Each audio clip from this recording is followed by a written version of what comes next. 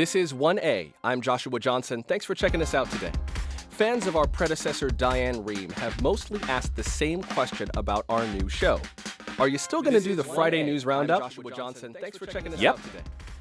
Matter of fact, let's do it right now. Joining us to make sense of the week's news and look ahead at what's to come, Nia Malika Henderson, senior political reporter for CNN. Nia, welcome to 1A. Great to be here. Thanks for having me. David Rennie is Washington bureau chief and Lexington columnist for The Economist. Hi, David. And NPR congressional correspondent Susan Davis is with us today. Susan, welcome. Great to be here.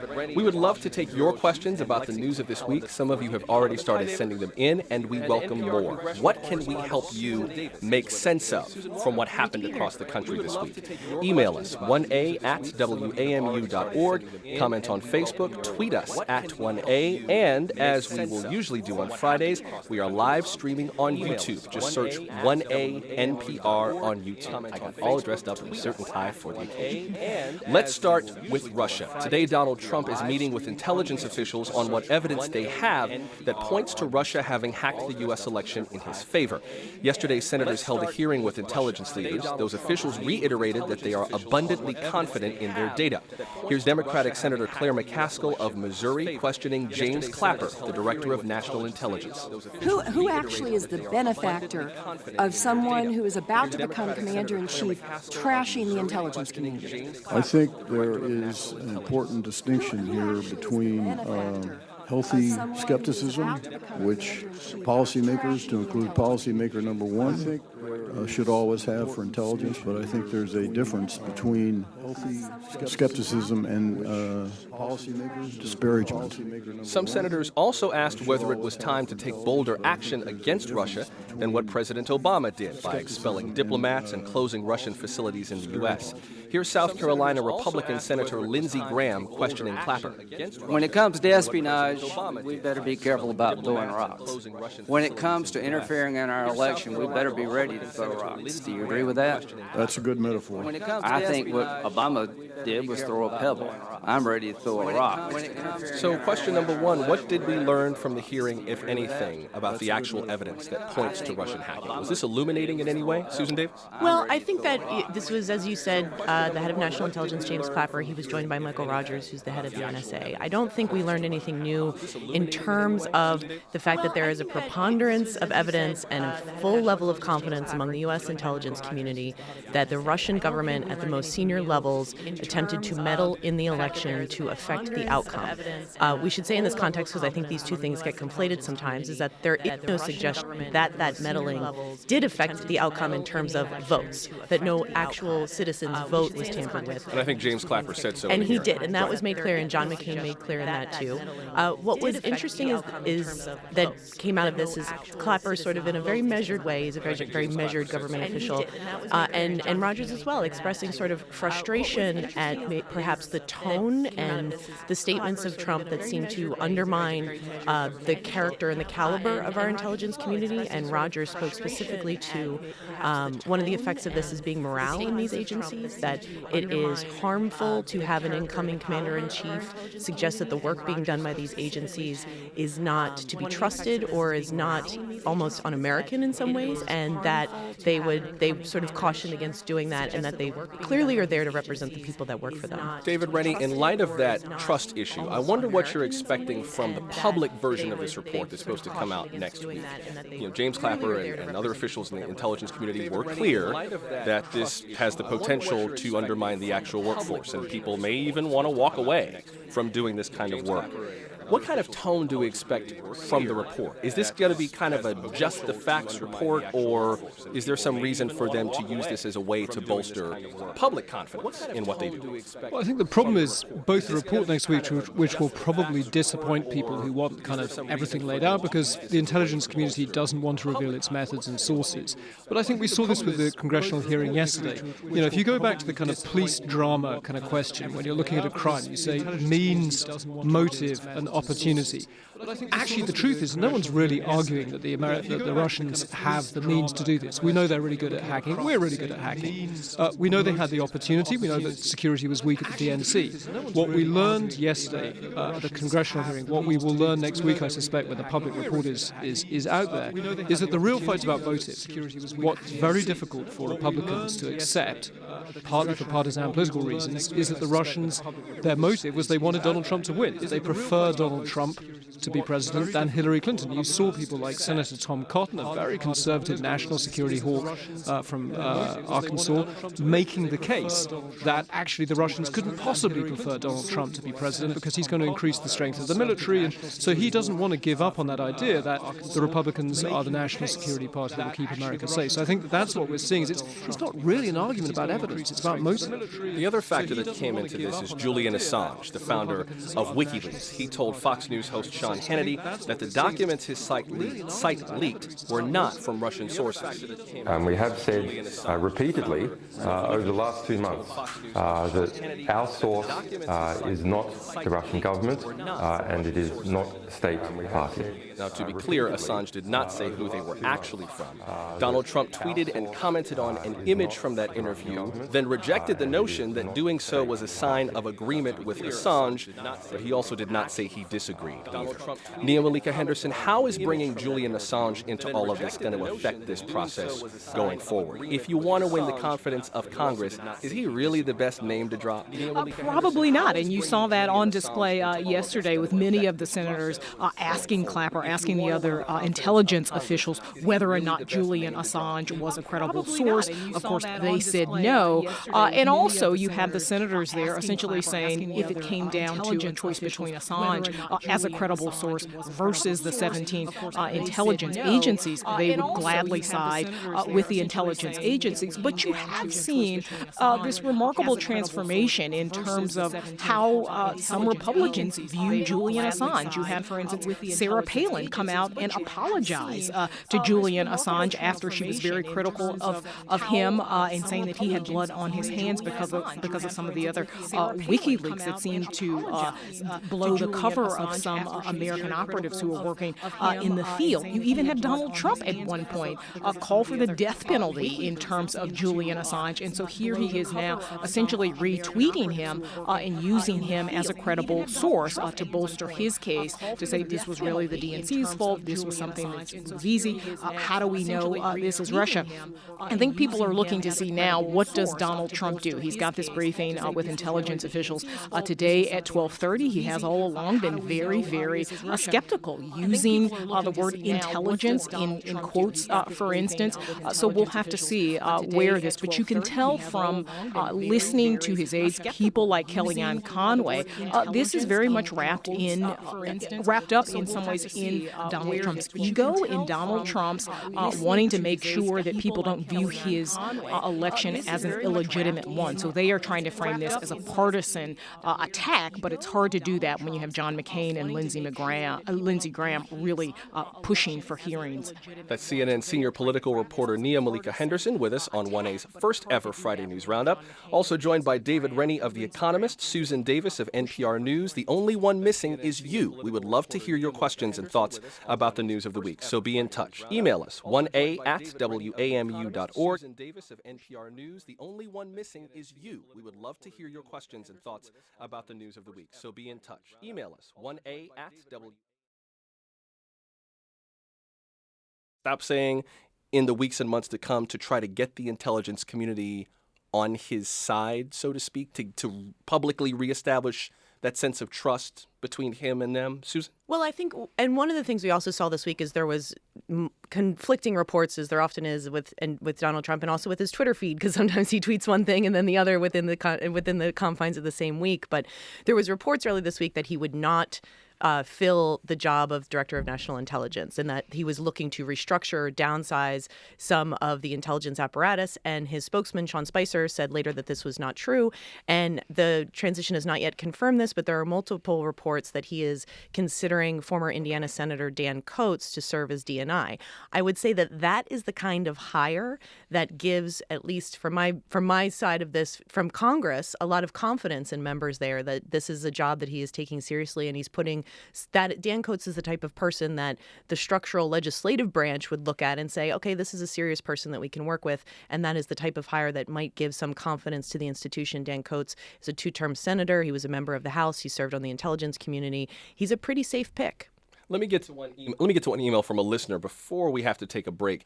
Daniel emailed us, I've heard extensive discussion about the Russians unduly influencing the election process, but I've not heard much talk about the information that they revealed which showed that the DNC, in fact, directly tampered with and influenced the primary Democratic process.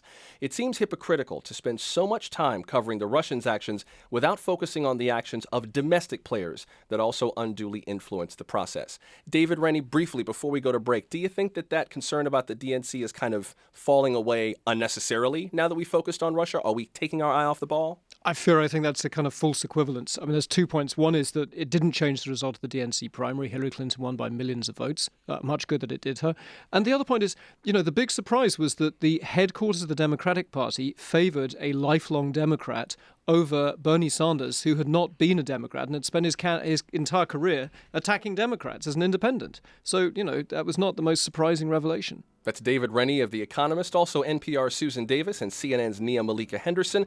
We'll continue the conversation on the other side of this break. Feel free to keep sending in your questions, 1a@wamu.org, and check out the live stream. You can find it on our homepage, the1a.org. That's the word the number 1, the letter a.org. I'm Joshua Johnson. Glad to be with you. You're listening to 1A from WAMU and NPR.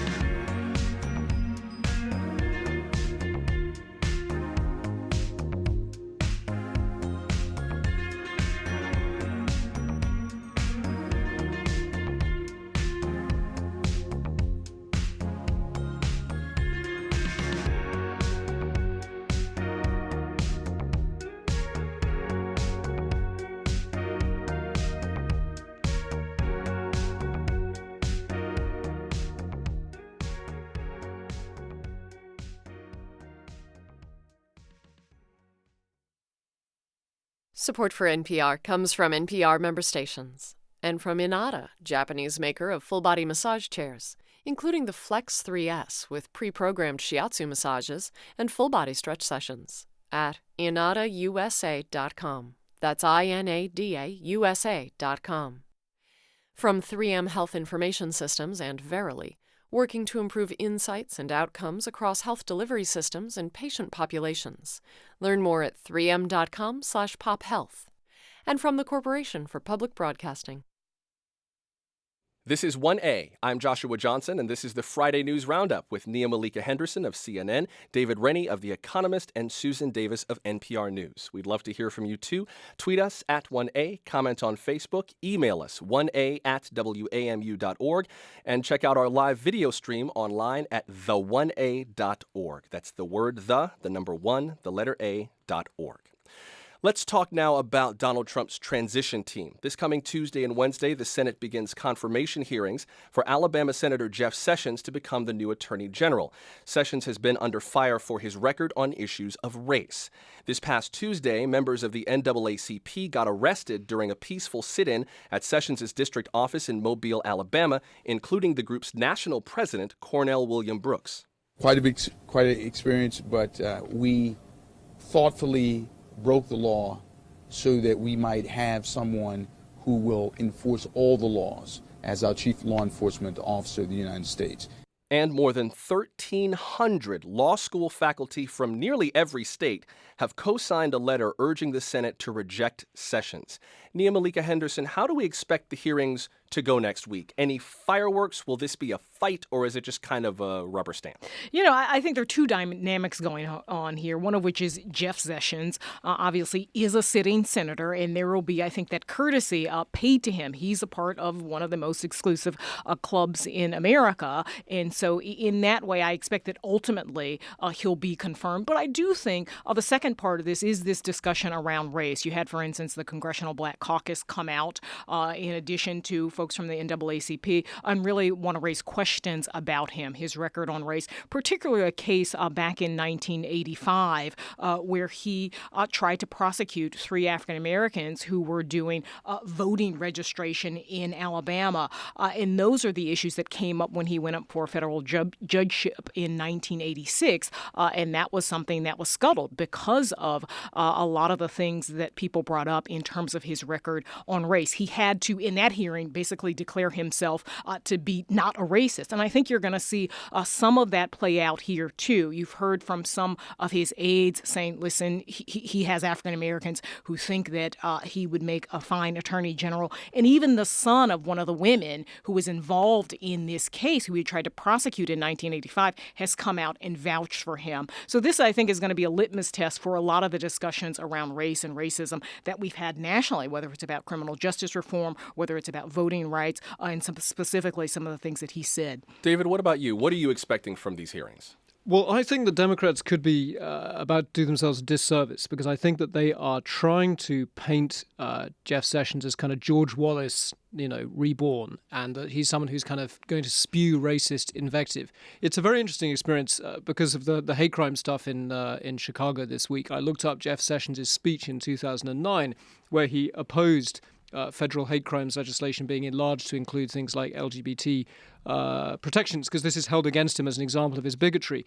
His speech is really much more subtle and measured than you think. It's very, very conservative. He's making a case fundamentally about states' rights and not wanting to have the federal government kind of doubling up as a prosecutor and being able to expand their role too much. But he says, undoubtedly in my region of the South, we had cause for the federal government to come in and take action because African Americans did not enjoy the correct protections.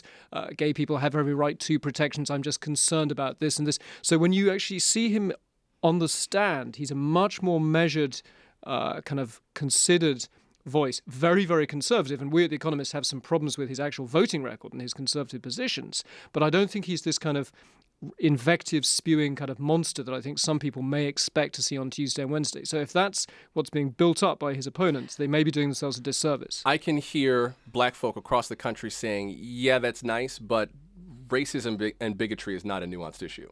You shouldn't have to make a nuanced argument to say discrimination is wrong, let's ban it in all forms. It seems like if the Democrats are going to make a case, Susan, that seems to me like the obvious case to make and say, why do you have to slice and dice this? Just say you're against discrimination and be done with it. It's going to be really interesting, and to tie in both what Nia and David, both said is that, he's a member of the club, and senators are always are more deferential to each other, and Democrats want to make this a conversation, want to use all of these nomination hearings to talk about race, to talk about healthcare, to use each of these nominations to make their points.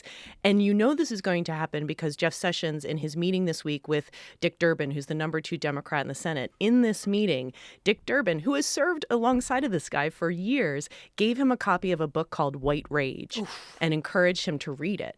And And I think that was, and it was reported on, so clearly they leaked that. And I think, and how you view that act is kind of probably how you feel about the Sessions nomination. You need to study up for this before we talk to you next week. But then also, Sessions defenders will say that was incredibly condescending for a senator to another senator to say, I think you should do some reading on this. It feels condescending, excuse me, come here. Let me lecture you on this. And to David's point, I've covered Jeff Sessions. He is, on a personality level, exceedingly polite, thoughtful, disarmingly easy to talk to in the hallways. Reporters find, he's one of these people that will stop and talk to people. So I think if they're trying to paint him, the optics of these hearings, he might not be the person that they'd like to see. And one of the ways they're trying to paint him as sort of captive to the Old South is to pronounce his name in full, right? I caught that. Jefferson Beauregard Sessions III, right? Yeah. And you sort of imagine that he's in a white suit, borrowed from Boss Hogg or Colonel Sanders. I was thinking Gone with the Wind myself. Yeah. As someone said in Alabama, it sort of reminds you of an old Confederate general. And so that is certainly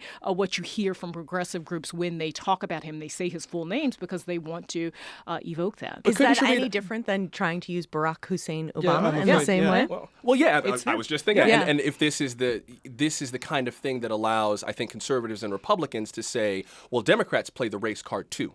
They just play the other side of the race card. They play the white side rather than the black side. And this is the same old politics that Americans have said that they're tired of. Let me ask you about someone who's not in this club of senators, who's also coming up for confirmation, and that's Rex Tillerson, the former CEO of ExxonMobil. On Tuesday, the company announced that Tillerson will cut ties with the company if the Senate confirms him and put his 9-figure retirement package in an independent trust. Now, Tillerson retired in December after more than 40 years with the company. He joined out of college and has never worked anywhere else. And he is deeply, deeply connected in Russia's energy industry through his deal-making work for Exxon and then ExxonMobil.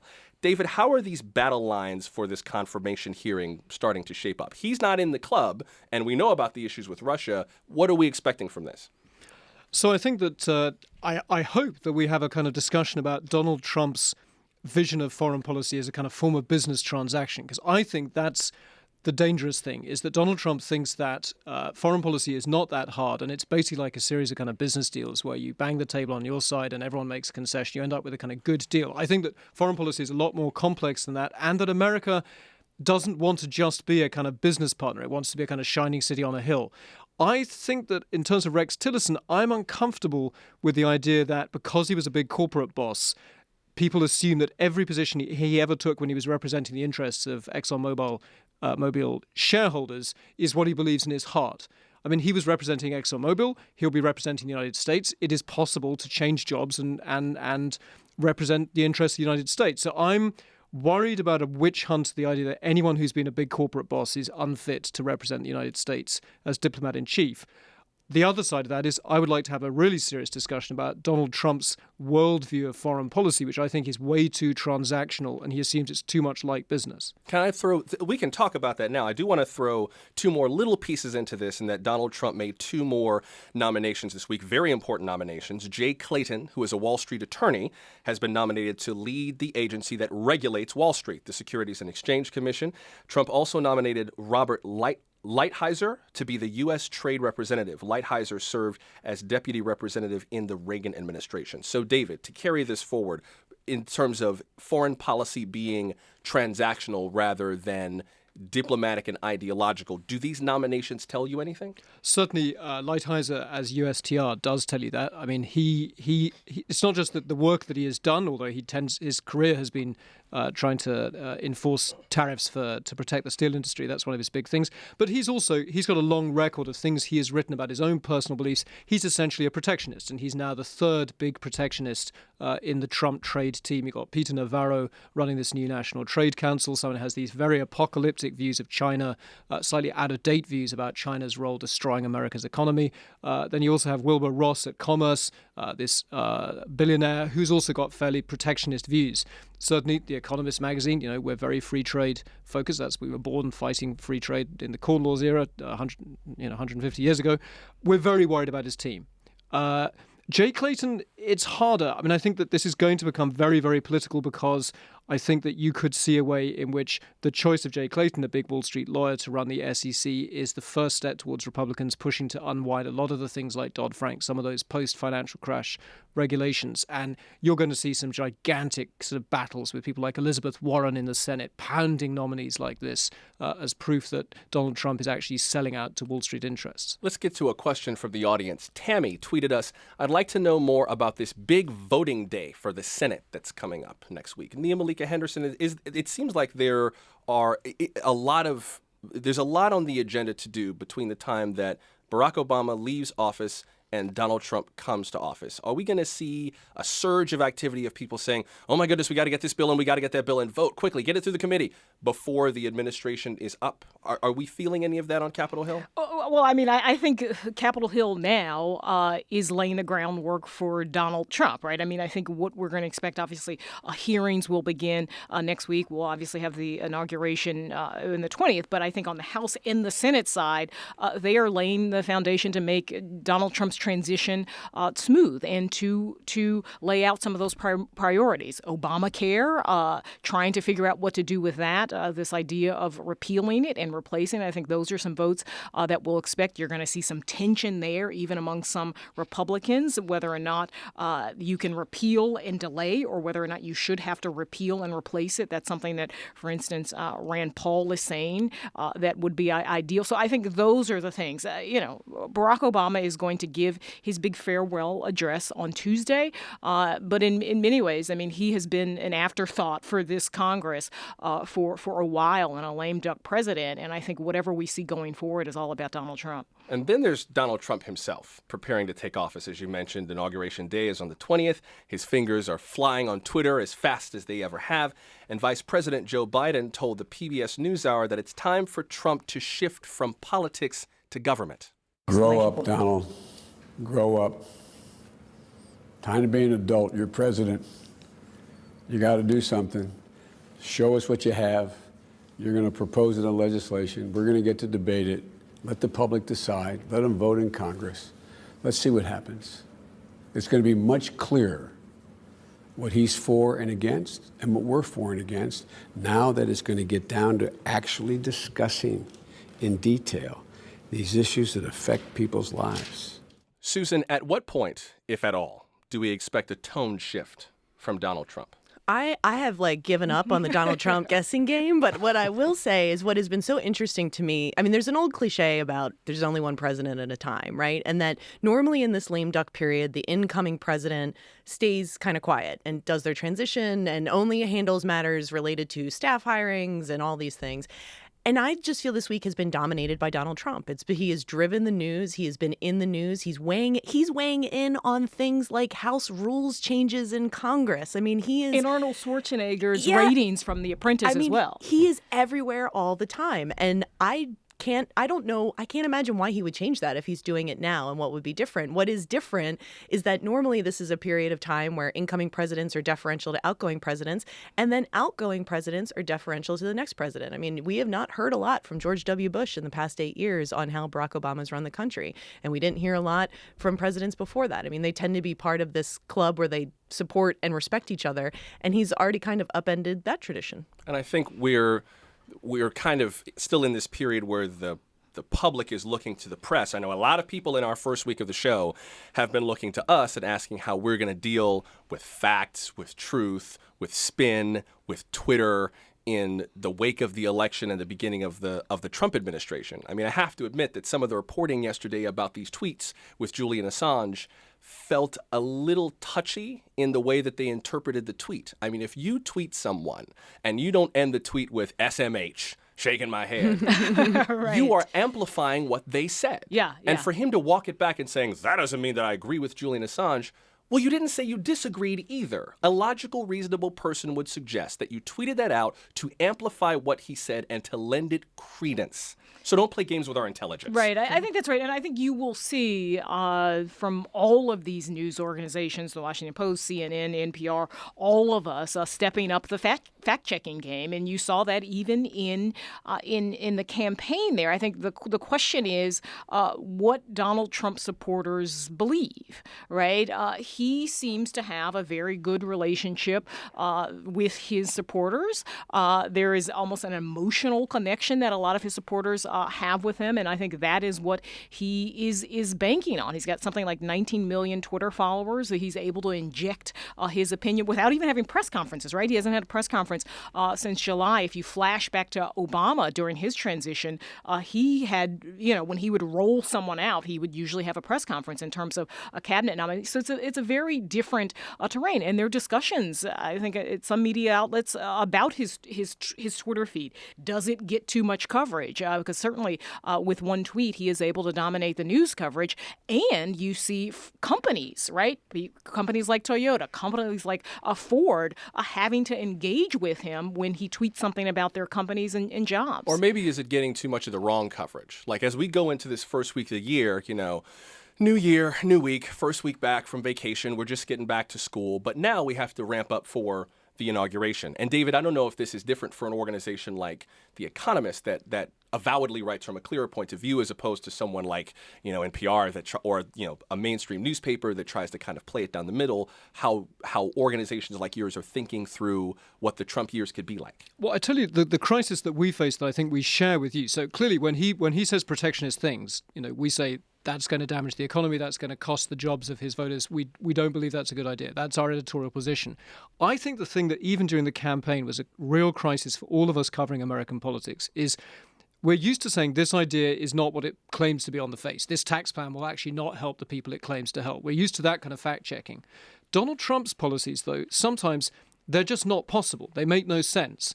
And you shouldn't believe that they can be possible because he's claiming that he can make, Obamacare much, much cheaper and much, much better and extend it to everyone. And there'll be no trade-offs, that kind of thing. For journalists to say this policy makes no sense, I found on the campaign trail, I'm sure you did too, when you said that to his voters at rallies, their response was, are you calling me an idiot? Are you calling me stupid for believing him? And the thing is, you kind of sort of are. If you say this policy makes absolutely no sense and cannot possibly happen. That's very uncomfortable for I'm us. actually glad you brought that up because next week on 1A, we are doing a whole program about how we deal with one another. This idea that people thought that voters were stupid or these coastal elites, and how do we walk back from some of the name calling from the election and just kind of learn to engage with one another. We will keep engaging on the other side of the break with the rest of the Friday News Roundup with Nia Malika Henderson of CNN, David Rennie of The Economist, Susan Davis of NPR, and you. Stick around. We're back in a minute.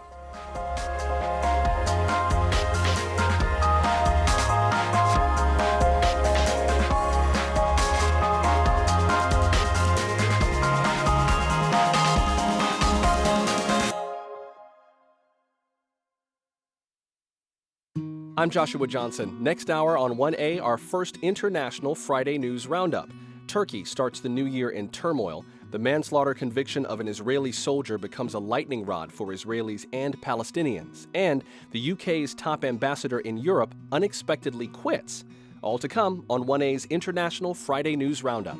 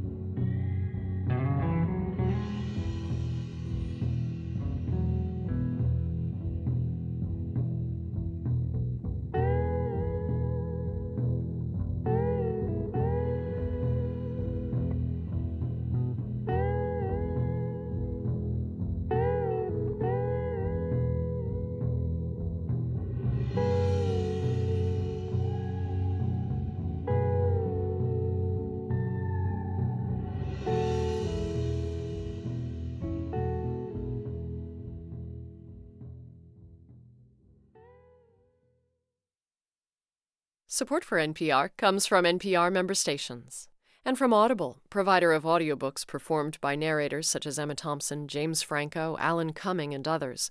More at audible.com/listen. Audible, stories that surround you. From Staples, with storage solutions for business, including file folders, banker's boxes, and storage bins for getting organized. More at Staples stores or staples.com. Staples, make more happen. And from the John D. and Catherine T. MacArthur Foundation at macfound.org. This is 1A. I'm Joshua Johnson. Before we continue the roundup, we'd like to get your help with a show we're putting together for next week. As you know, Congress is debating the future of the Affordable Care Act, also known as Obamacare. We'd like to know, how has this law affected your life? If Obamacare went away tonight, what would your life be like tomorrow? Leave us a voicemail, 855-236-1A1A. If Obamacare went away tonight, what would your life be like tomorrow? 855-236-1A1A. That's 855-236-1212. We'll hear some of your stories next week on 1A. Let's get back to the news roundup. The latest jobs report out this morning shows that U.S. employers added 156,000 jobs last month, especially healthcare. That's slower than in November, but unemployment is still quite low at 4.7%. More people are looking for work these days, and those who have yet to find it are counted as unemployed. Hourly pay is up nearly 3%. That is the biggest jump in more than 7 years. What do we make of this latest jobs report, particularly as it relates to the incoming administration and Donald Trump's campaign of building jobs? Yeah, I mean, when you compare where Donald Trump is versus where Obama is in terms of the economy, Obama was handed an economy. I think the unemployment rate in December of 2008 was like 7.2%. That month, the economy lost 550,000 jobs. So he is certainly in a better position, I think, in terms of where the economy is than Obama was back in 2008 and 2009 during his inauguration. I think the question for Donald Trump is what does the Trump economy look like? I mean, he's promised to bring back coal. He's promised to revitalize manufacturing. He's promised tariffs on these companies if they ship jobs overseas. Is he going to be able to get the economy, the unemployment rate to 4% or 3.5%?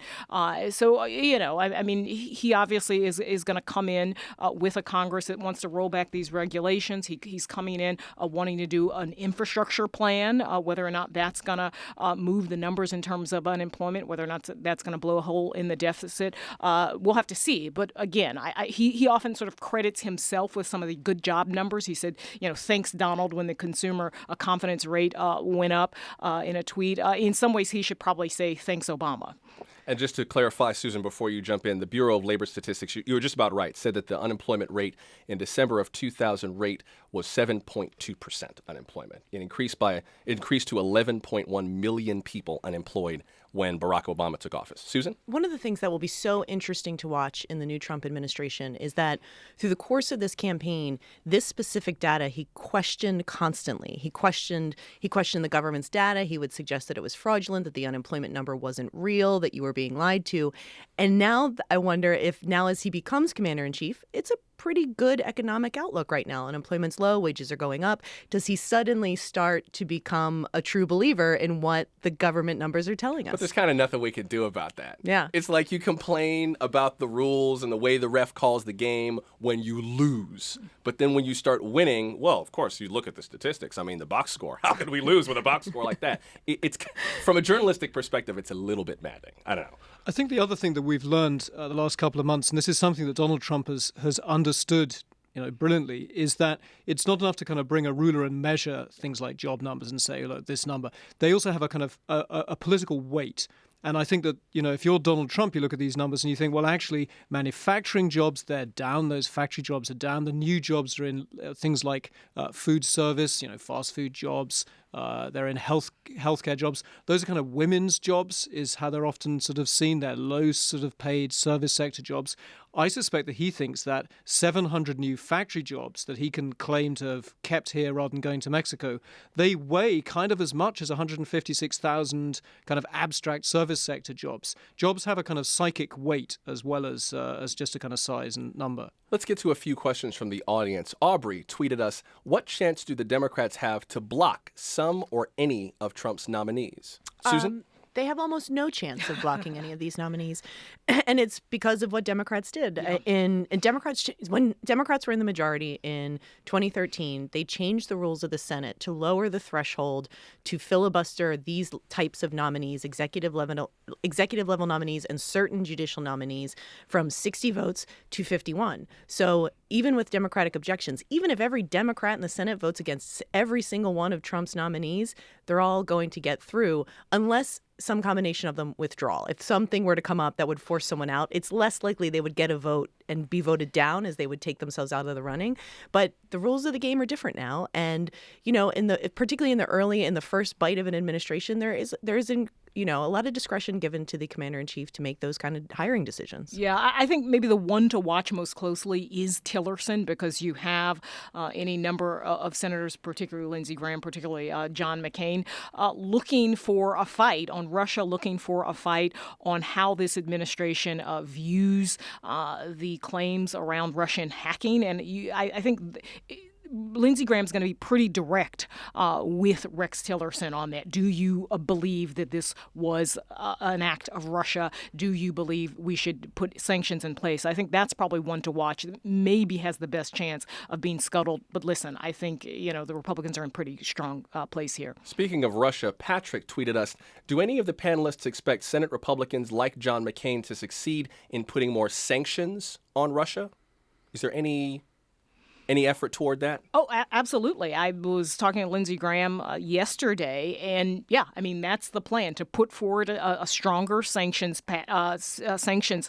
package. We heard Lindsey Graham talk about that. He thinks what's there now is a pebble. He wants to throw some rocks. What does Donald Trump do with that? They also feel like if he were to veto that, it might not look so great in terms of America first, in terms of Donald Trump looking like a strong president who can stand up to other world leaders. But they also feel like they have a veto-proof majority, that they can essentially overturn any veto because of the numbers, because there's such bipartisan agreement. Glad to see some of you commenting on YouTube. Jim wrote to us, I just wanted to ask David Rennie from The Economist how likely Republicans are going to be able to repeal the Affordable Care Act and what effect it would have on the economy.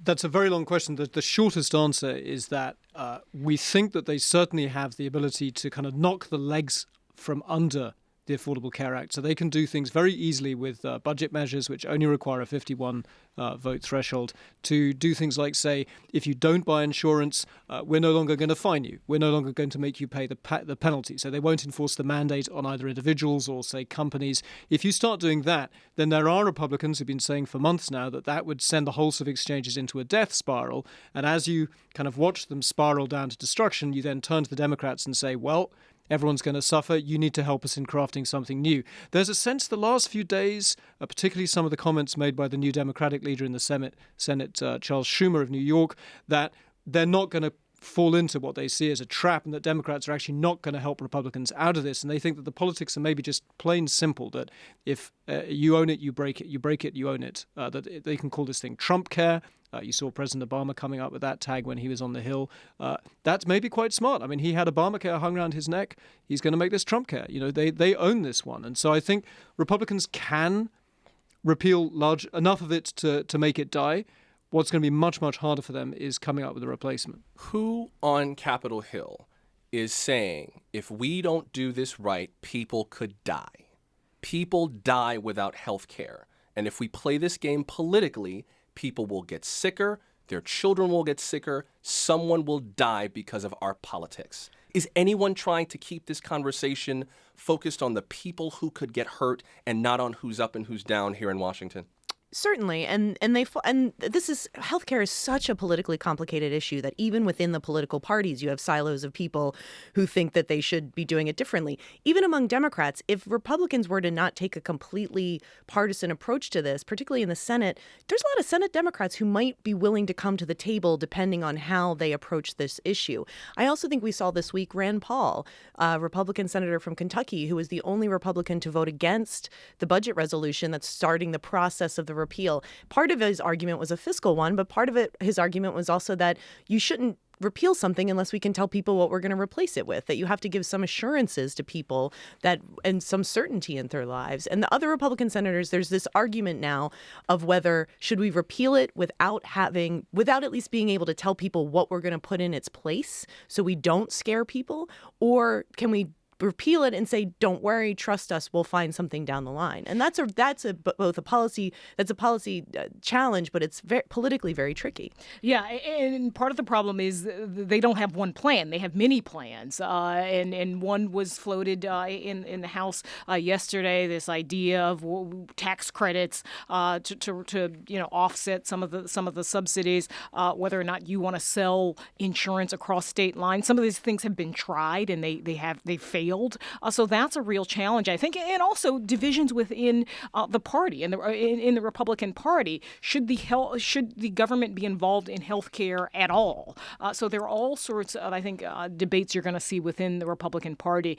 And I think the real danger, again, is I think some Republicans think they are the cat that finally caught the mouse on this. And I think you're going to have Democrats basically saying, I think Schumer said this, try to frame them as the dog who caught the car. And every bit of bad news that comes out of healthcare, which is 1/6 of the economy, over the next many years is going to be blamed on Republicans. Let's shift gears a little bit to a few other stories that made news outside of Washington. We brought up hate crimes earlier, and so we have to talk about Dylan Roof. The sentencing continues for him next week. That is the young white man convicted of killing 9 black parishioners at a historic church in Charleston, South Carolina, during a weeknight Bible study. Roof has made it very clear that he considers himself sane, that he has zero remorse for the murders, and that his racism runs very deep. Roof says he will not call witnesses, will not present evidence, but he called it unfair that prosecutors were making him hear the tearful testimony of the victims' families. Now, this seems to me like an open and shut death penalty case. The larger question is, what then? After Dylan Roof is presumably sent off to death row, and now that we're talking about hate crimes legislation through the lens of Jeff Sessions and possibly becoming the Attorney General, what do you make of all of this? What are we to make of all this? Well, I think Dylan Roof is a broken soul, and he is an aberration, and what happened in Charleston was a tragedy. There is not, on a federal level, a real debate right now over changing or making any differences to hate crimes legislation. What I would say, and when we were talking earlier about Jeff Sessions and the Attorney General, I mean, this is one of these things where elections have consequences, and the new administration and the Justice Department have incredible sway and ability to decide which cases to prosecute and which not to prosecute. I think that there is no disagreement in any political circle that what Dylan Roof did was wrong and was worthy of punishment under hate crime is just the beginning of what was wrong with what he did. And so we don't know. But I would say on a federal level, there isn't a real debate right now that we need to change those laws. It's just a question of how we enforce them and where we do. I wonder how much of this also shifts to a local level, specifically in light of what happened in Chicago. There are 4 black young adults who are due in court this afternoon on hate crime charges for allegedly torturing a mentally ill white man. Police in Chicago say the suspects beat up and cut the 18-year-old, yelling obscenities about white people and about Donald Trump, and they live streamed it on Facebook. Police did not give the victim's name. They did not characterize his mental illness. They simply said he's recovering with his family. Now, these suspects are, of course, suspects at this point. They're innocent until proven guilty. We have to let due process play out. But I wonder how much we see possibly hate crime legislation, for instance, if Congress or if the Attorney General's office decides to prosecute fewer of these cases, how much it falls to states and cities to do this kind of work. And states and cities can do this at their discretion. I wonder what we've seen policy-wise or government-wise so far to suggest where things might go. David? I think I think it's absolutely the right thing that Dylan Roof is being charged with hate crimes. I happen not to believe in the death penalty. I see no civic purpose of executing this man. I'd like him to sit in prison for the rest of his life and contemplate what an evil, twisted soul he is, but there's no deterrent effect of executing this man. But that's just my personal view. Clearly, it's right that in Chicago they charge these people with hate crimes. Then a court will decide whether they're guilty, but it looks on the face of it as though there was a racial hatred element.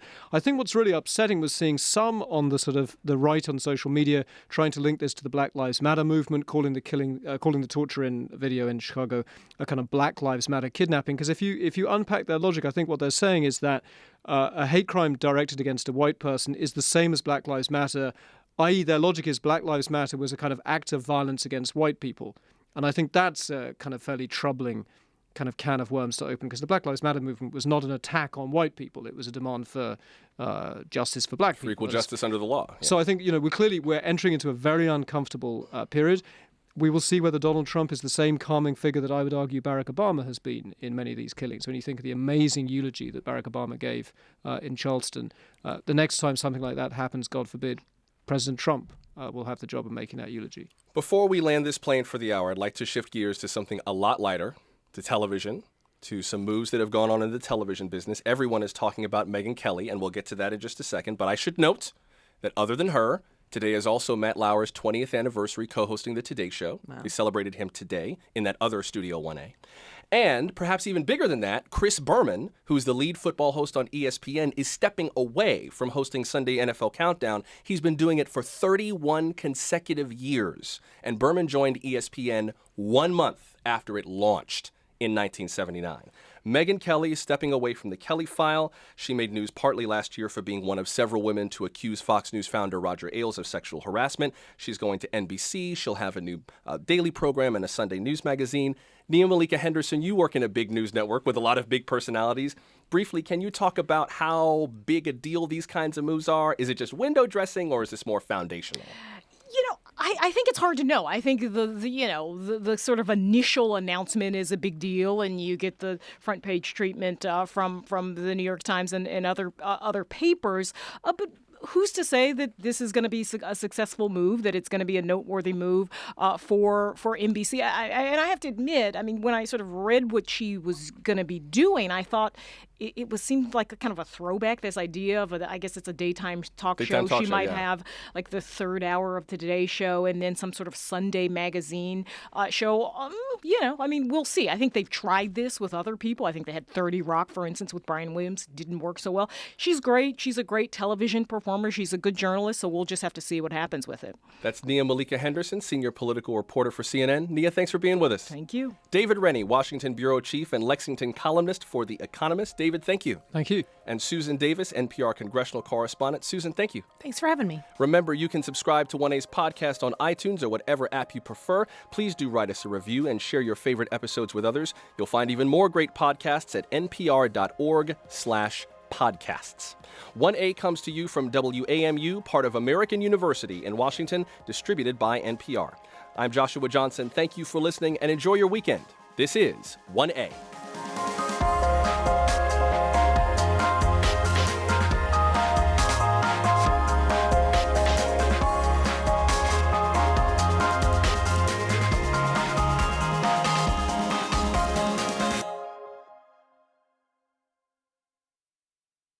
Support for NPR comes from NPR member stations and from Cancer Treatment Centers of America, where teams of medical experts focus on the treatment of only one disease, cancer, every stage, every day. Learn more at cancercenter.com. From EBSCO, committed to an open library services environment. EBSCO Discovery Service integrates with any library's chosen integrated library system. Learn more at ebsco.com. And from the John S. and James L. Knight Foundation, helping NPR advance journalistic excellence in the digital age. I'm Joshua Johnson. Next time on 1A, does Russia hacking the U.S. election count as an act of war? The Director of National Intelligence declined to answer that during a recent Senate hearing. But what exactly is an act of war? Malicious software can do major damage, and you might consider tampering with our elections an attack on our democracy. At what point would the U.S. respond to malware with the military?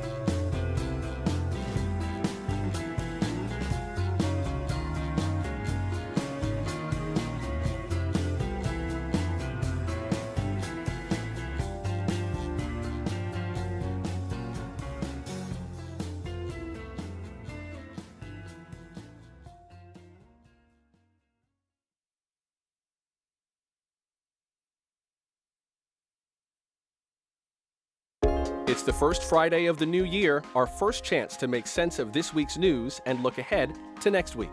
From WAMU and NPR in Washington, this is 1A.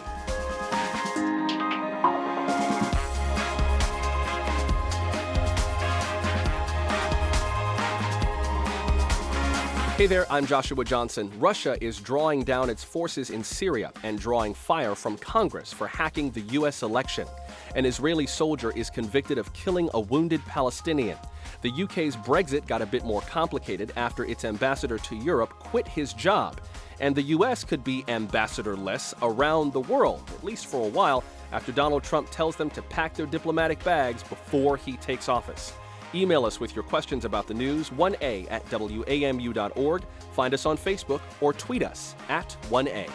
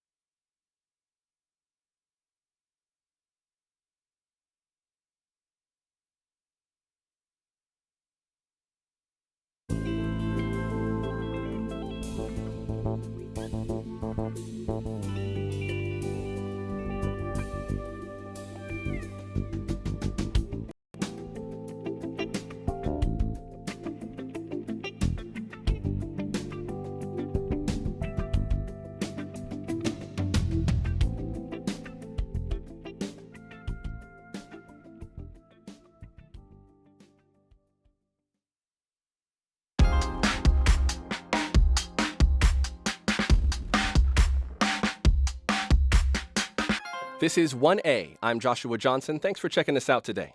It's Friday, our first Friday on 1A, and after a week of firsts, we welcome back an old favorite from our predecessor, the International Friday News Roundup. We'll spend this hour trying to make sense of what happened around the world this week and work out how events this week might shape the news to come. And there is a lot for us to talk about.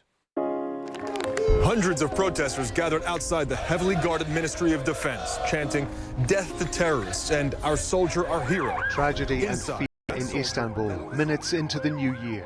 I encourage the president to be doubtful and to ask hard questions of the intelligence community. Whether or not that constitutes an act of war, I think, is a very heavy policy call. When you appoint ambassadors, you don't appoint them for what they believe, you appoint them for what they know. But it's certainly would carry, in my view, great gravity.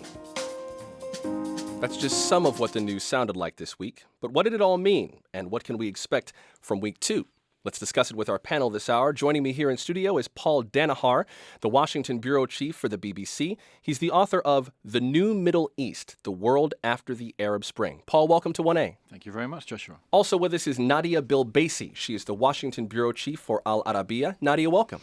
Good morning, Josh. And Christian Karl is a contributing editor at Foreign Policy magazine and the author of Strange Rebels, 1979 and the Birth of the 21st Century. Christian, glad to have you here. Thank you, Joshua. We welcome your questions and comments about the week's news. What is it that we can help you understand, help you make sense of from what happened around the world this week? Email us, 1a@wamu.org.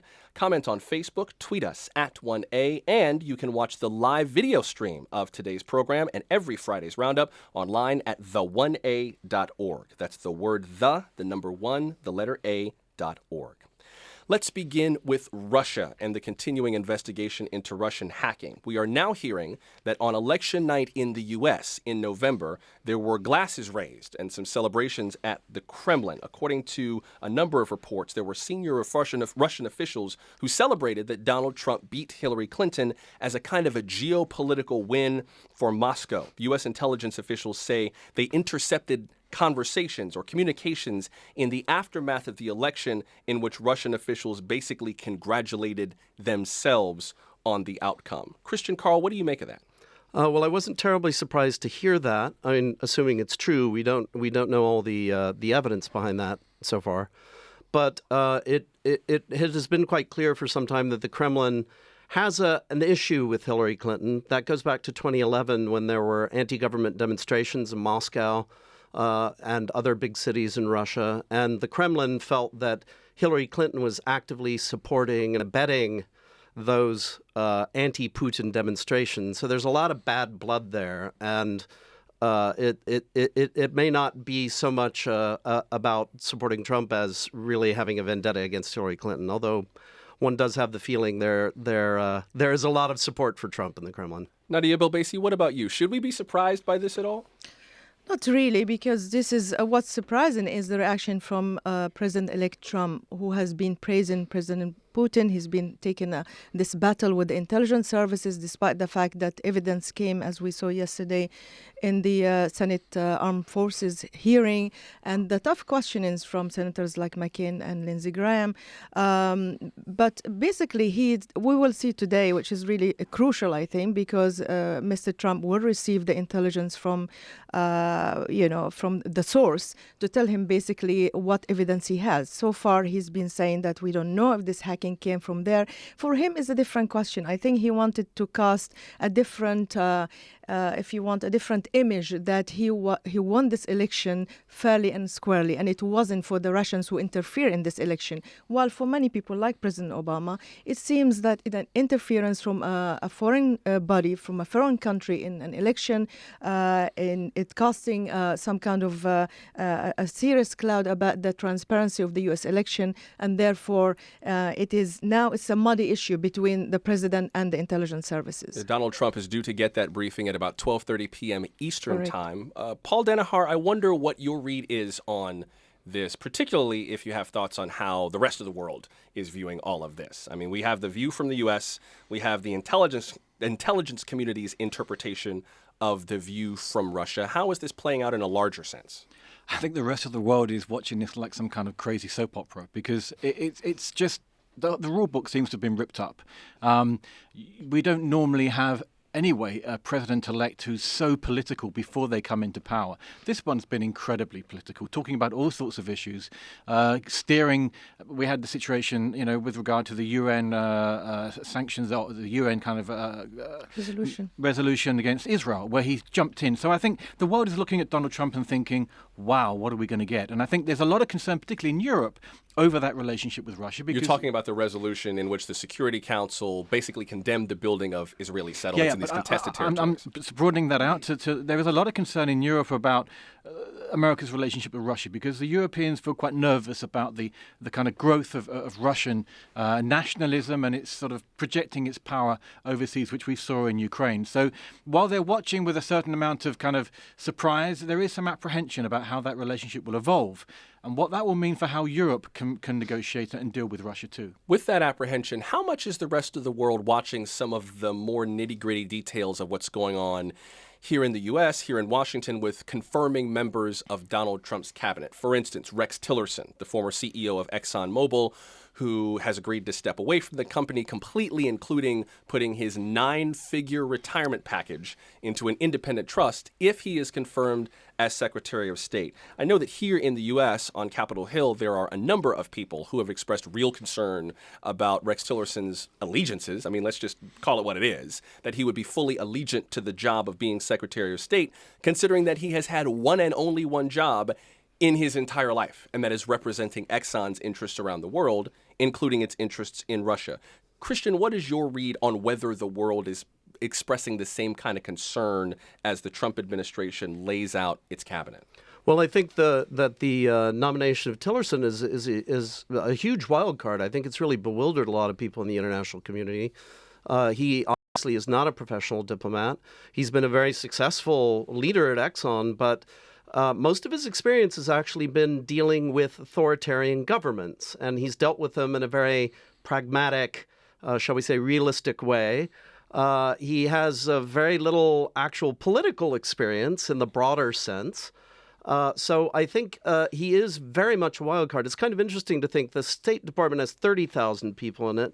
Exxon has 75,000 people. So in terms of managing an organization, I don't think he'll have much of a problem. But he's a bit of a cipher. We don't really know where he's going to go. And I think that is, in fact, a source of uncertainty for a lot of people. But I do think, though, that being able to deal with dictatorships, if you like, is actually quite useful in the present situation around the world, because we have a lot of strong men figures in Turkey, in the Philippines, even in kind of countries where we never used to expect them, like, America. We've got Donald Trump, who's a big guy. So we've seen this kind of change around the world of very strong nationalist figures. So maybe having dealt with them in the business community will make him really good at dealing with the Turkeys and the Egypts and all these kind of organizations and people. And also the potential shift in Europe with a number of the elections that are coming up. Marine Le Pen and Geert Wilders, who are very nationalistic people who have a lot, it would seem, politically in common, potentially, with Donald Trump in terms of that strong sense of nationalism.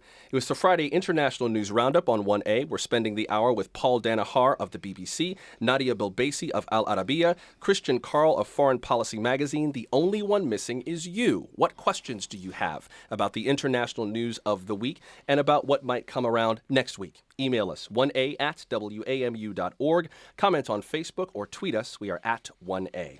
We've got a few more minutes left in this segment, but Paul, I'm wondering if you can lay out for us what happened in Israel with an Israeli soldier who was convicted on manslaughter charges. Give us the Cliff's Notes version of what happened.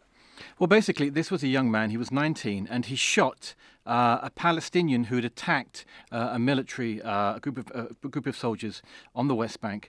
And basically, this guy who'd been his weapon had been taken away, and he was laying immobile on the ground, and this young man shot him in the head. And it shocked Israel, because the guy was not posing a threat of any kind.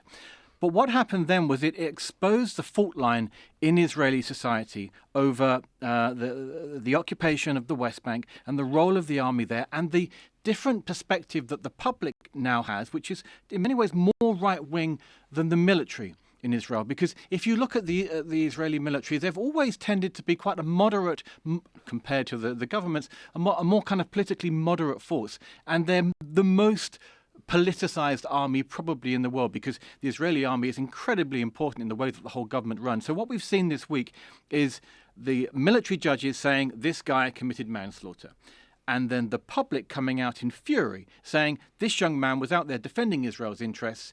He shouldn't have been acquitted. And now you've got the Prime Minister saying that he should have been pardoned. So it's really exposed a fault line between the government, the public, the military, and how they manage this occupation, particularly now as we have a much more right-wing government. I wonder how we expect this to mobilize in the days ahead. Nadia, briefly before we have a break. I think this trial is a trial about the character of the State of Israel more than just a trial about this young soldier. Many people, including human rights organizations like B'Tselem, is the one that actually put the video online and went viral on the internet after a Palestinian shot it. Probably we won't have this trial if it was no video. And it reminds us of many events that's happening in the United States as well. If there's video, there is no video. But the fact that now the Israeli society is split, is very divided, and people hail him as a hero, despite the fact, as Paul said, the military thought that he committed an extrajudicial killing because this guy poses no threat for him whatsoever, yet people celebrating him as a hero and they want him to be pardoned. We'll continue this conversation on the other side of the break. There is a lot more to talk about in our Friday International News Roundup with Nadia Bilbaisi of Al Arabiya, Paul Denihar of the BBC, and Christian Karl of Foreign Policy Magazine. I'm Joshua Johnson. You're listening to 1A from WAMU and NPR.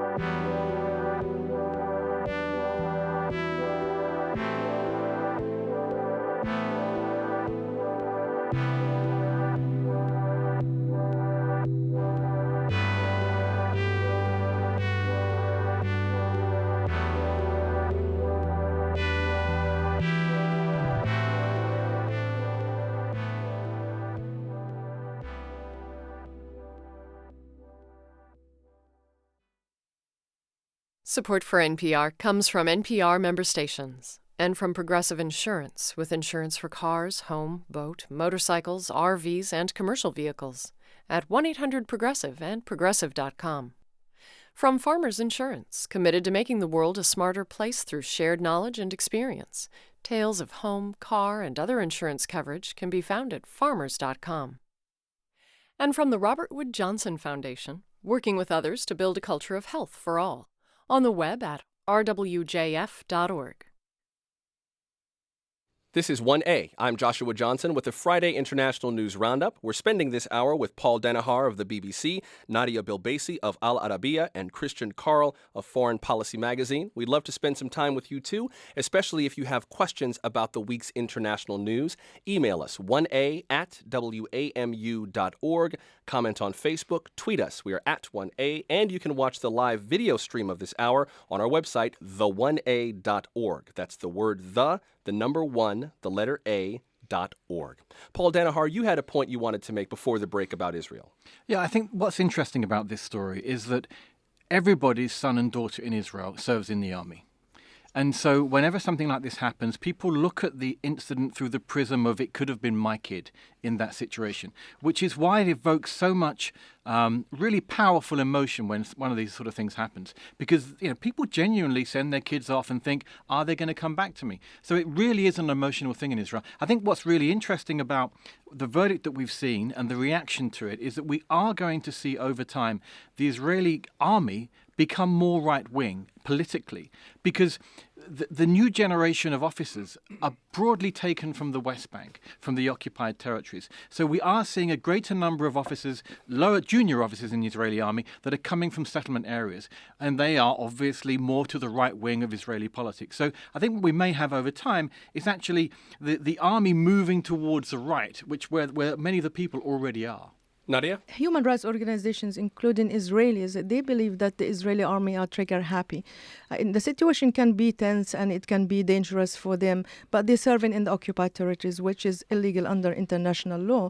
And many believe that these people are allowed to carry so many killing outside the military code of conduct. And one Arab MP, actually Ahmad Tibi, said that it should be a trial for dozens of Israelis and commanders who have been committed these murders, and they got away with it. But now this public outcry, and basically the Israeli society look at the Palestinians as basically the other, is dehumanizing, and therefore any killing is justified. I wonder also, in light of the international community, what we make about what happened in the House yesterday. Yesterday, the U.S. House voted overwhelmingly to chastise the United Nations for its resolution condemning Israel's building of settlements. Secretary of State John Kerry has said that the settlements make a two-state solution significantly harder. Donald Trump and his pick for ambassador to Israel, David Freeman, are both calling for stronger outright support of Israel that includes possibly moving the U.S. embassy from Tel Aviv to Jerusalem. Christian Carl, what might that kind of outright support signal to the world mean for this international relationship in a larger sense? Well, it certainly will, at the most basic level, will certainly complicate American relations with the Muslim world. I think that's pretty obvious. I think it could also complicate relations with the Europeans because the Europeans are, I would say, overwhelmingly still in favor of a two-state solution. And the nominee for, Trump's nominee for ambassador to Israel does not necessarily seem to favor that position. So I think there's a lot of potential room for conflict here as well. Paul, Nadia, go ahead. I was going to say also that now the narrative in Washington is no longer good enough that you are pro-Israel. You have to be pro-settlers movement, pro-right-wing politicians like Naftali Bennett, the Minister of Education, was on the right of Prime Minister Netanyahu. So the fact that they condemning the Israeli settlements, which is considered, again, under every international law as illegal, as an obstacle to two-state solution, it's seen as anti-Semitic and anti-Israel. Well, in fact, it's not by any standard. But now these things are muddled, and considering that the President-elect Trump has talked publicly about this, you have to cancel this UN resolution, wait the UN till January 20th, and you'll see what I will do. And there was talks about cutting funds to the UN organizations. So in a way, it is really a new position that the administration has taken, and in contrast to every other administration, whether it's Republican or a Democrat. I think one of the interesting things about this, though, is that the Middle East peace process has been on the back burner for the last 4 years because so much else has been going on in the Arab world. The Arab world has not been concerned about the Palestinian issue. What will be interesting is if they do move the embassy to Jerusalem, is that they may put that back on the front burner for a lot of the Arab world. So while this is an attempt to try and support Israel and side with Israel, it may actually end up causing Israel a great deal of problems because at the moment they're pretty much being allowed to do whatever they want to do without any real chastising because the Arab world is just looking somewhere else. So there is a danger that if they do make Jerusalem a big focus, that they will push the spotlight back onto the peace process. And when you have that, you then get people acting to try and get more and more attention. So it may become a flashpoint again. At the moment, it's not on the radar for many Arab countries. That seems like the kind of thing that could make the entire theater of the Middle East and everything going on in the Middle East a mess of the sort that we have really no modern comparison or context for. I mean, there's enough going on between Syria and Turkey and all of our other geopolitical interests in the Middle East, and to suddenly, poke this hornet's nest that we could poke at our discretion, that we don't have to do, but that we've talked about doing. It just seems like picking a fight that the whole world is not really ready for. Yeah. But also the key thing is, at the moment, the Arab world is completely divided. This will give them an issue to unite around. And that's why it could become so important. I mean, they can't agree on anything at the moment about how to deal with Egypt, how to deal with Syria, how to deal with what's going on in the Gulf and Iran. But this is an issue they can all agree on, and that's why it's so important. And Jerusalem is not just a political issue on the final status discussion in a future Palestinian state in a two-state solution, but it's a very emotional issue for Arabs and Muslims in the world. Imagine the demonstrations that you're going to see across the Muslim worlds in Muslim capitals. So it is very, if somebody was advising President Trump, who promised, and many senators, by the way, including Rubio and Cruz, who said that they will move the embassy, in the long run, it doesn't help Israel, because if you're going to take away the two-state option, you have only one state, and Israel is not going to be happy about that. Let's keep moving. Let's go to a question from our audience. Sandby wrote on the website about something that I think we should definitely talk about. Thank you, Sandby, for bringing this up. Sandby wrote, "What? Trump demanded that all U.S. ambassadors resign? What unprecedented action will he take next?" And Sandby, you're right. Actually, Donald Trump said that he wants all the Obama administration's ambassadors out as soon as the inauguration is over. Basically, you better be gone before I get there. Now, typically, there's a little bit of overlap to prevent a gap between administrations, just so the U.S. is not naked in places where we have geopolitical interests. But now it seems like that very thing will happen. Christian, what do we make of this? Well, I think this is really kind of an ominous signal. Trump is really shaping up to be the disruptor in chief. He's breaking with so many precedents and practices of American policy. And I think he's actually, with this measure, to some degree, poisoning the well for Rex Tillerson, assuming that Rex Tillerson actually becomes Secretary of State, by sowing just a general sense of anger and betrayal within the State Department. And to me, it's kind of the parallel with the way Trump is already feuding with the intelligence community, the way that he's appointing people to head government departments that, in some cases, the nominees have said they want to abolish. He just already seems to be at war with the whole system of American government. Maybe that's overdoing it, but that's the way it looks to me. He ran on the agenda that Washington is broken and corrupt, and therefore he sees his job as this purge. He wants to cleanse this organization. He wants to drain the swamp. Right. And in the State Department, I agree. It's going to be, there is a percentage of career diplomats. These people are seasoned diplomats who knows the topic very well, who serves in every difficult spot in the world, and they don't change with the change of the administration. And they are political appointees. Some of them, maybe they've been appointed as ambassador as a favor because they were donors to this or that president. But if he wanted all of them to resign, and considering the gap, and you have to deal with all these complicated issues in countries that you have geopolitical interests.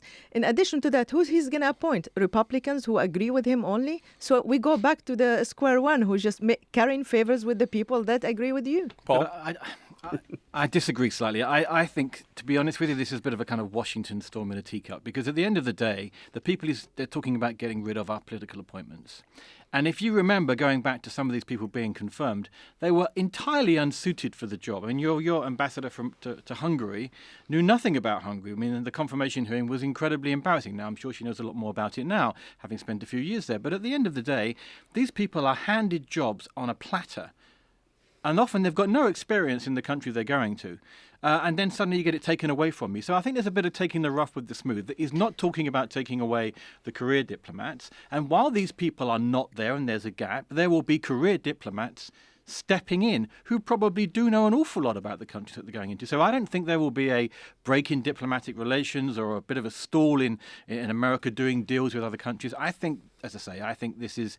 You take the rough with the smooth. You get handed a job, you lose your job. So I want to make sure that I'm hearing you correctly. You're basically saying that the U.S. will not be naked in all these places. No, there will not be at all. staff. He's just talking about the people, the figureheads at the top. But he's talking about the political appointees. He's talking about people that woke up one day and said, yeah, I'd love to go there. Thanks very much. And their only real basis for getting that job was that they raised a lot of money. So we're not talking about people that necessarily were skilled in the arts of diplomacy.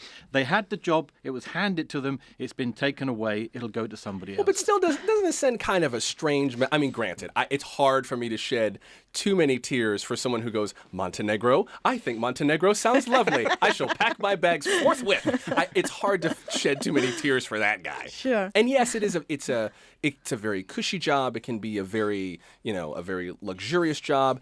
Although foreign service can also be tremendously dangerous, and there are a lot of people who kind of devote their lives to foreign service. And we're not talking about them, though. We're talking about the political appointees. Well, let's give Mr. Trump the benefit of the doubt, according to Paul. But I don't think it's just the political appointees that he wanted to get rid of. There is talks in other agencies, including Homeland Security, that his team has been asking about the political affiliation of employees.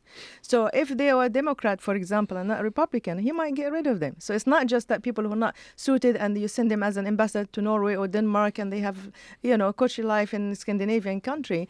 Yes, he might touch people in very important places like, London or Paris or Moscow or Ankara or wherever.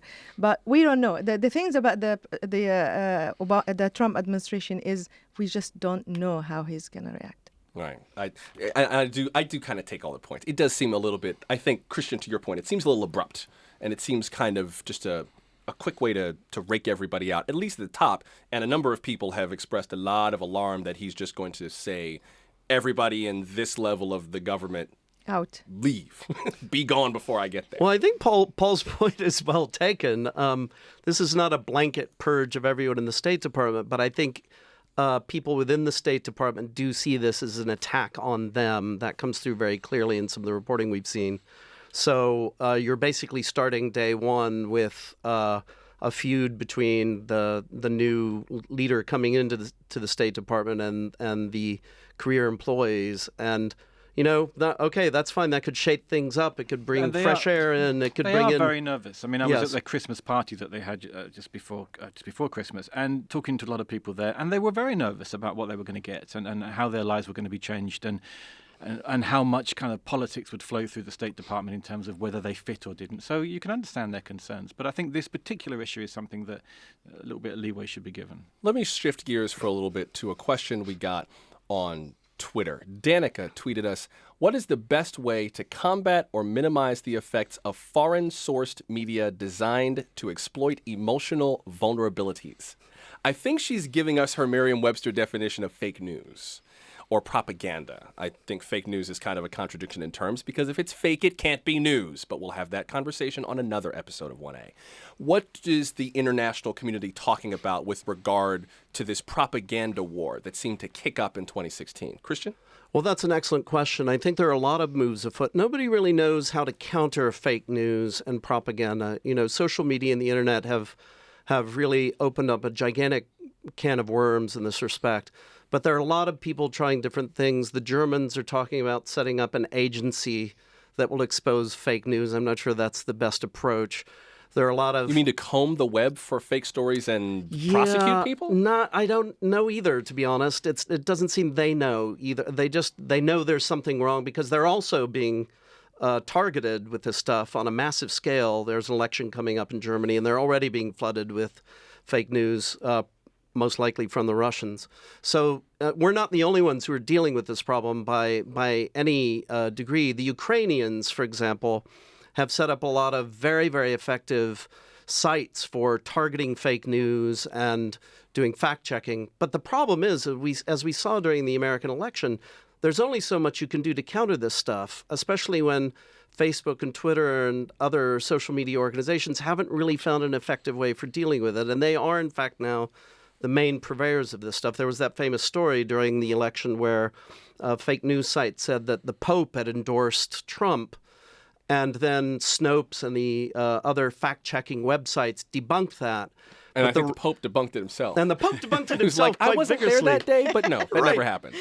But, of course, in the end, millions more people saw the fake story than saw the fact-checking. So this is a big problem, and people are still trying to work out effective ways of dealing with it. But I kind of wonder about what the international view on this is. Personally, I kind of wonder, If you see something that says the Pope said X, and there is a Catholic parish in your town, you could walk to ask your priest, is this true? Sure. You could just go to the Vatican's website and you could go to L'Osservatore and just see if it's true. It seems so easy to debunk, but as you said, the world has really not wrapped its brain around this, and it's not just the U.S. But that's precisely the point, because you need an educated public to question truth. I mean, it's hard for us in the business that we do, but imagine just like an average person, in any place in the world, and they see this news and they actually believe it. And then when you have a president-elect who is pounding on the media every day and saying that the media, the traditional media, whether it's the New York Times or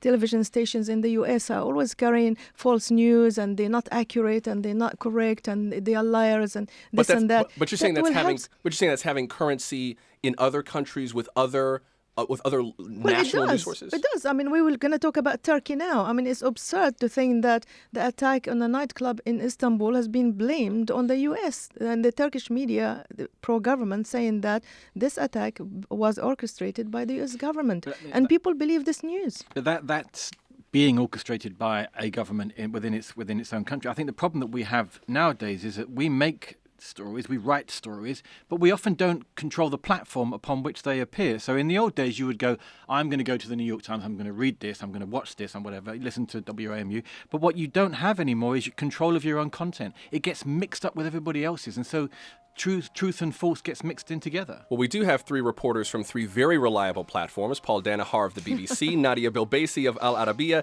Christian Karl of Foreign Policy magazine. When we come back, I would like to continue the conversation about foreign news, including a tweet we got about Trump and possible ties to Russia. I would love to hear your thoughts about that and more of the week's news when the Roundup comes back. Stay close.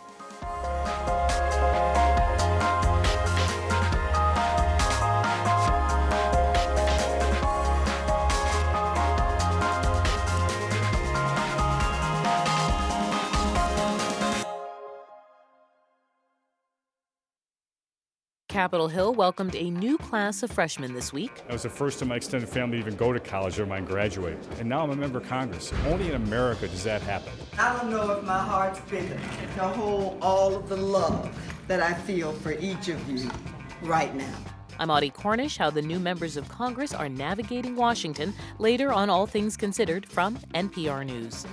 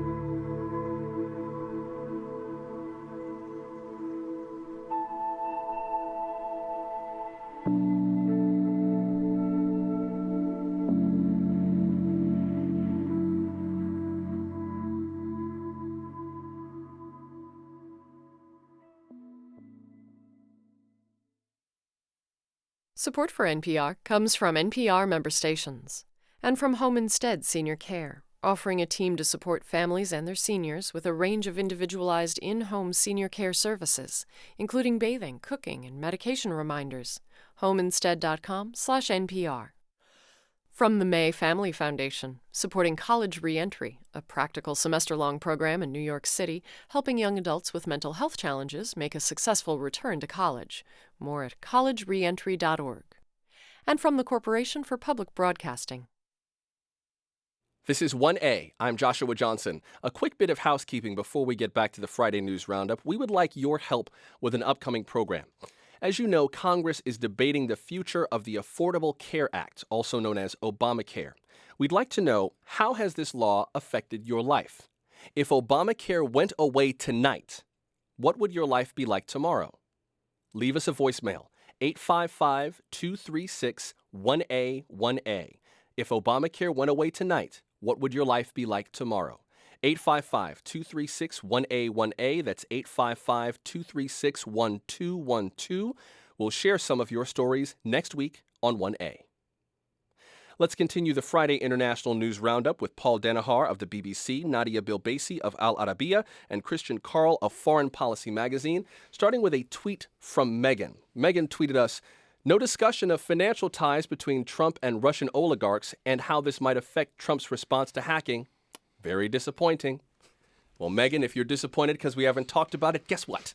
I'm throwing it back on you. You didn't tweet us about it, and now that you finally tweeted us about it, we can talk about it. So thank you, Megan. We are on the same side. Who wants to take on the idea of Trump and his ties to Russia?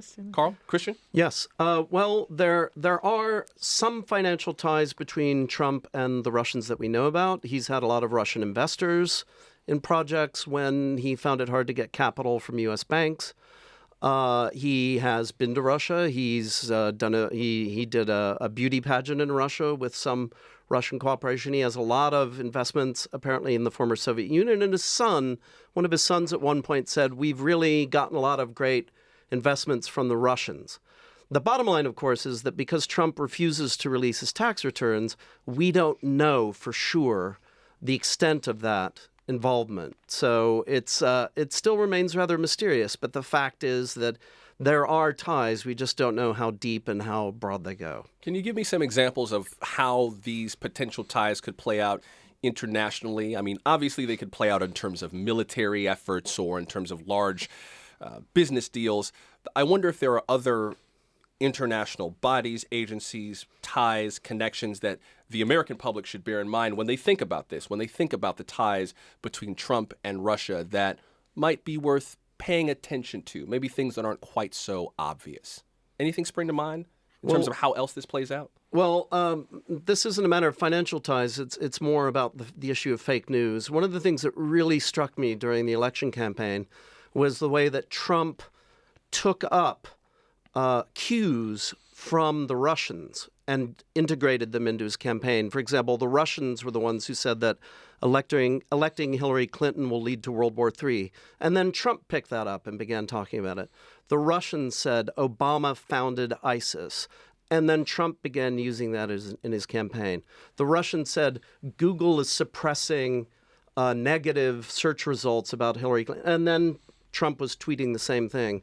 So there is a rather ominous, I don't mean to sound like a conspiracy theorist, but that kind of echo effect I found very, very striking. And, you know, the hacking issue, that's something else. We'll see how that plays out. But this is one example of how Trump was really parroting the Kremlin line in a way that we've never seen from any political candidate in the United States before. Do we see the same kind of thing as it relates to some of the elections that are coming up in Europe?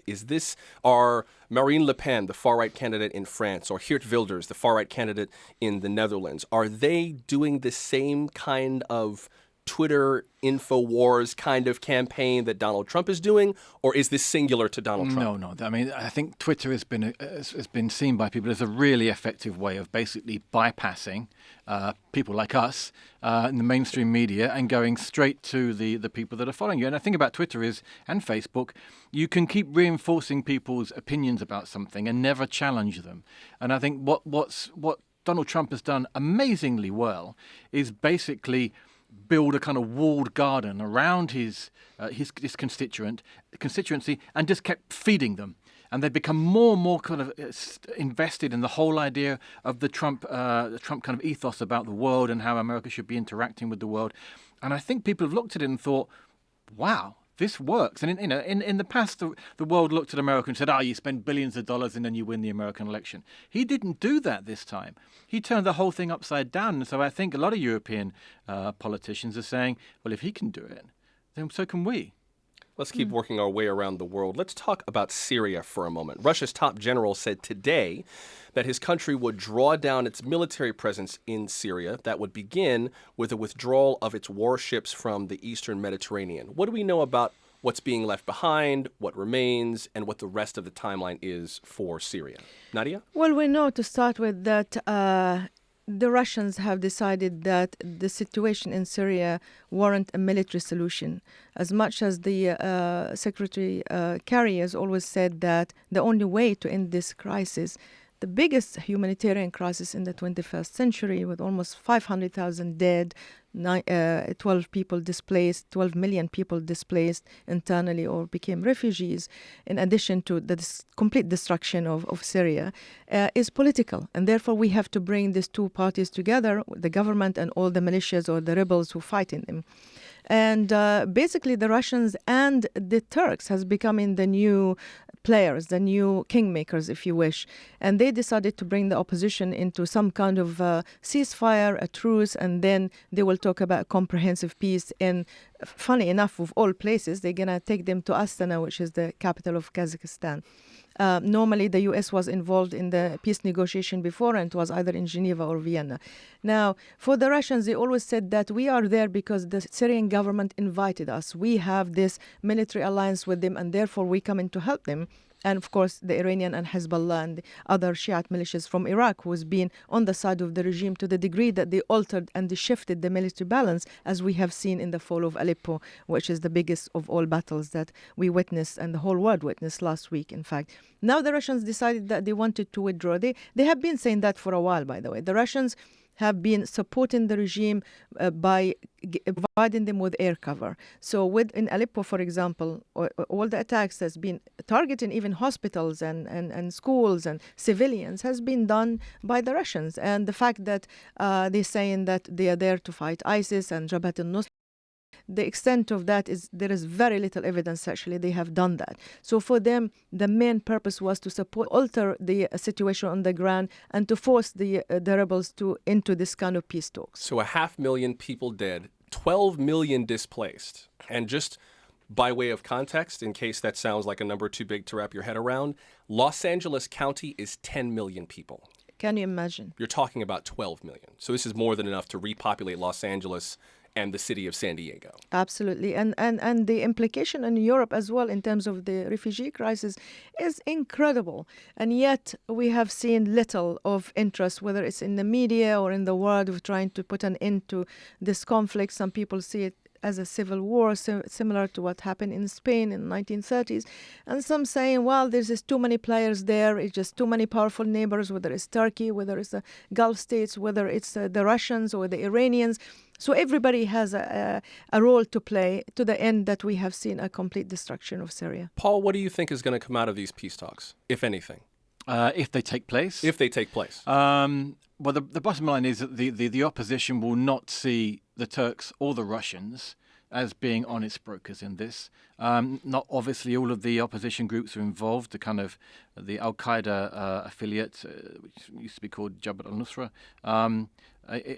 is not going to be there, and they're the ones doing much of the fighting. At the end of the day, I'd be surprised if this ends the war.